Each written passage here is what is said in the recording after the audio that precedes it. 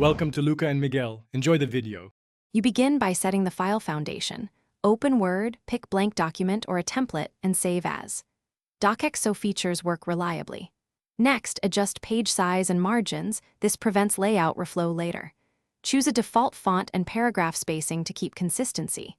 Once done, enable auto save to OneDrive or manually save locally. Make sure auto recover is on. These steps lock in file behavior, so your headings, styles, and images behave predictably as you build the document.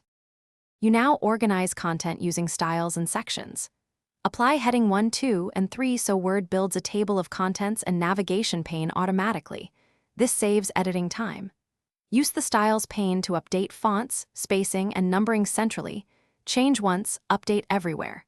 When you need different headers, footers, or page orientation, insert section breaks rather than manual spacing.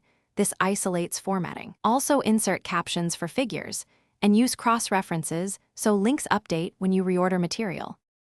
Finish by updating the table of contents, cross-references, and fields so everything points correctly.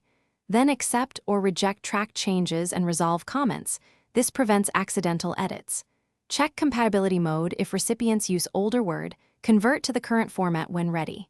Export a PDF to preserve layout or save.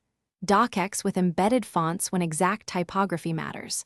If layout breaks, try copying content into a new document or remove problematic images.